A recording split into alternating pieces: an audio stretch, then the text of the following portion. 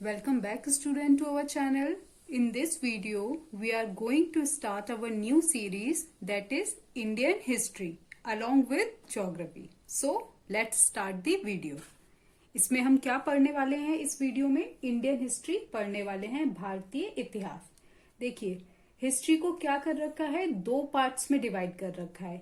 एक है Indian history, दूसरा है वर्ल्ड हिस्ट्री, भारतीय इतिहास और विश्व का इतिहास। अगर हम गवर्नमेंट एग्जाम्स की बात करें तो जनरली क्वेश्चंस जो पुट अप होते हैं वो होते हैं आपके इंडियन हिस्ट्री से, भारतीय इतिहास से। वर्ल्ड हिस्ट्री से अप्रोक्सीमेटली मतलब बहुत कम ही क्वेश्चंस होते हैं, इतने नहीं आते। और अगर आप यूपीएससी में प्रीलिम्स की बात करें तो प्रीलिम्स से जो भी क्वेश्चन बनते हैं वो इंडियन हिस्ट्री से ही बनते हैं, वर्ल्ड हिस्ट्री से नहीं बनते। वर्ल्ड हिस्ट्री से जो क्वेश्चन बनते हैं वो बनते हैं आपके मेंस में। तो जो हमारा फोकस होगा वो अभी होगा हमारा इंडियन हिस्ट्री पर। आगे देखते हैं, इंडियन हिस्ट्री को भी क्या किया गया है? तीन पार्ट्स में डिवाइड किया गया है। पहला है एंशिएंट हिस्ट्री, हिंदी में बोलते हैं प्राचीन इतिहास। इसमें हम हड़प्पन सिविलाइजेशन, वैदिक लिटरेचर या वैदिक कल्चर जो था, आर्यंस, चंद्रगुप्त मौर्य और गुप्ता एम्परर था, उनके बारे में इसमें पढ़ते हैं हम एंशिएंट हिस्ट्री में। फिर सेकंड डिवीजन है हमारा मिडिवल हिस्ट्री, मध्यकालीन इतिहास। इसमें हम पढ़ेंगे मुगल्स के बारे में। ठीक है, मध्यकालीन भारत में हम मुगल्स के बारे में पढ़ेंगे। और थर्ड डिवीजन है हमारा मॉडर्न हिस्ट्री, आधुनिक इतिहास। इसमें हम पढ़ेंगे advent of the European companies, कैसे करके यूरोपियन कंपनीज भारत आई और किस तरीके से ब्रिटिशर्स ने यहाँ पे एस्टैब्लिशमेंट किया इंडिया में अपना, और जो रिवॉल्ट्स हुए वो सारा हम कवर करते हैं मॉडर्न हिस्ट्री में। और अगर आप देखोगे एग्जाम्स में जो जनरली क्वेश्चंस बनते हैं, जो वेटेज होता है क्वेश्चंस का, वो जनरली मॉडर्न हिस्ट्री से होता है। तो जो हम इस वीडियो में जो टॉपिक स्टार्ट करेंगे वो होगा हमारा मॉडर्न हिस्ट्री, आधुनिक इतिहास। हम जब भी मॉडर्न हिस्ट्री को पढ़ते हैं, हमारा जो टॉपिक होता है या बुक्स में देखोगे वो जनरली होता है एडवेंट ऑफ द यूरोपियंस। हम उसको भी पढ़ेंगे, लेकिन उससे पहले हम इस वीडियो में जो कवर करेंगे वो करेंगे हम रोमन एम्पायर। रोमन एम्पायर किस तरीके से कोलैप्स हुआ, क्या रीजंस बने कि जो यूरोपियन कंपनीज थी उनको सी रूट के थ्रू क्या आना पड़ा, भारत आना पड़ा। ऐसा नहीं है कि रोमन एम्पायर जब तक था तब तक कोई ट्रेड नहीं होता था। ट्रेड हमारा एंशिएंट टाइम से हो रहा है। अगर आप पढ़ोगे एंशिएंट हिस्ट्री में तो आपको ऐसी मतलब सील्स, मोहरे, ये सब चीजें मिलेंगी जो ये शो करेंगी कि इंडिया के साथ ट्रेड बहुत सालों पुराना है। लेकिन रोमन एम्पायर जो हम मॉडर्न हिस्ट्री में पढ़ेंगे, रोमन एम्पायर के कोलैप्स होने के बाद ऐसी सिचुएशंस बनी कि जितनी भी यूरोपियन कंट्रीज थी या यूरोपियन कंपनीज थी, उनको क्या एक नया सी रूट फाइंड करना पड़ा। वो था अफ्रीका से होते हुए इंडिया की तरफ। तो देखते हैं आगे, मॉडर्न हिस्ट्री ऑफ इंडिया, आधुनिक भारत का इतिहास। Advent of the Europeans in India, यूरोपियों का भारत में आगमन। यहाँ पर छोटा सा एक ओवरव्यू ले लेते हैं, कौन कौन सी कंपनीज थी जो भारत आई। सबसे पहले जो आए वो थे पुर्तगाली। 1498 में सबको पता है वास्को डिगामा जो थे वो पहले पुर्तगाली थे जो कहाँ पहुंचे थे, इंडिया पहुंचे। सेकंड है डच, प्रेजेंट डे में जो नीदरलैंड कंट्री है उसको बोलते हैं, 1595। फिर आए इंग्लिश, अंग्रेज 1600, देन डेन्स, डेनमार्क की जो कंट्री है 1616। फिर आए फ्रेंच, फ्रांसीसी 1664। आगे देखते हैं अब इसमें क्या है। तो पहला पॉइंट है यहाँ पर, the quest for the discovery of a sea route to India, Bharat के लिए एक समुद्री मार्ग की खोज। जैसा मैंने बोला आपसे कि ट्रेड क्या था, ट्रेड हमारा एंशिएंट टाइम से चल रहा है। ठीक है, लेकिन उस टाइम पे जो ट्रेड था वो जनरली लैंड रूट के थ्रू होता था। अगर आप इस मैप में देखें, यह है इंडिया, ये नेबरिंग कंट्री प्रेजेंट डे में हमारी पाकिस्तान, अफगानिस्तान, वैसे उस टाइम पे पूरा इंडिया, पाकिस्तान अफगानिस्तान का कुछ पार्ट भी क्या होता था, इंडिया में होता था। तो अगर अभी देखें, ये पाकिस्तान है, ये अफगानिस्तान, ईरान, इराक, टर्की, इधर और बाकी हमारी क्या आ जाएंगी, यूरोपियन कंट्रीज आ जाएंगी, ये पोर्तुगीज। तो अगर देखें, ट्रेड लैंड रूट से भी किया जाता था और होता भी था उस टाइम पे। लेकिन फिर ऐसी क्या नीड हुई कि पोर्तुगीज को क्या करना पड़ा, इधर मैं थोड़ा ऊपर कर देती हूँ, पोर्तुगीज को क्या करना पड़ा, सी रूट के लिए खोज करनी पड़ी। तो उसका सबसे बड़ा एक रीजन था, वो था हमारा, one of the reason was collapse of the Roman Empire. तो पहले अब थोड़ा सा हम रोमन एम्पायर को पढ़ते हैं कि रोमन एम्पायर के कोलैप्स होने पर या क्यों कोलैप्स हुआ और उसका इन यूरोपियन कंपनीज पे क्या इफेक्ट हुआ। ठीक है,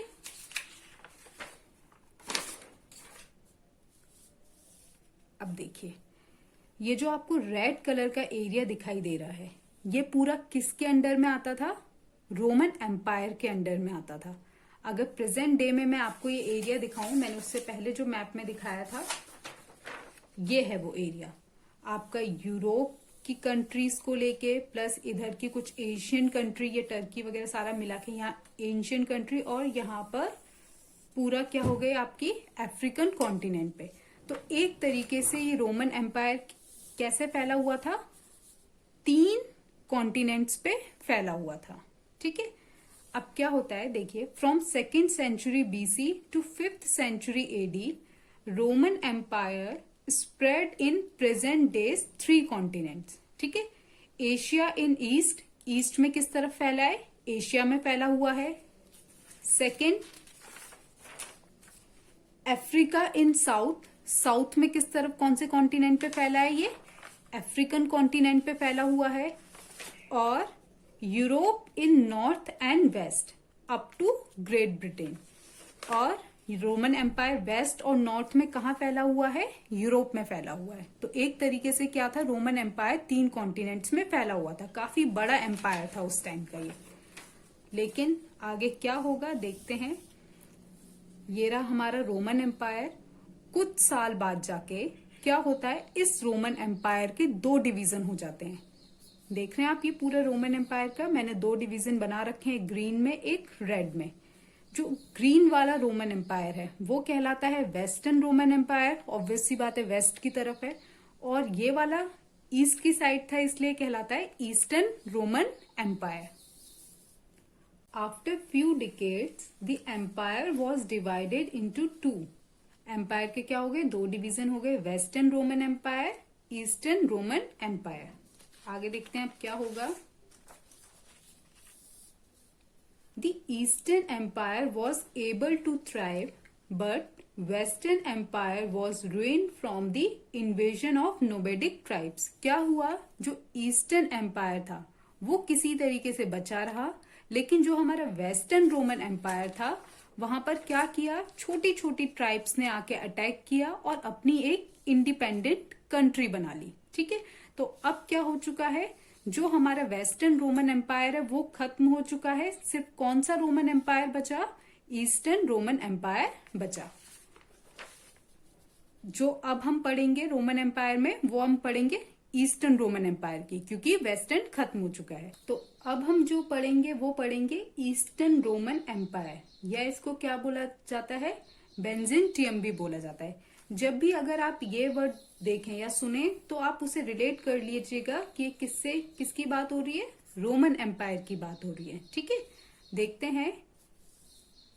इन 1330 Constantine the Roman emperor move the seat of the empire to Constantinople, जिसे आज की डेट में क्या बोला गया है, इस्तांबुल बोला गया है, on the site of Byzantium, a city strategically located on the trade routes between Europe and Asia।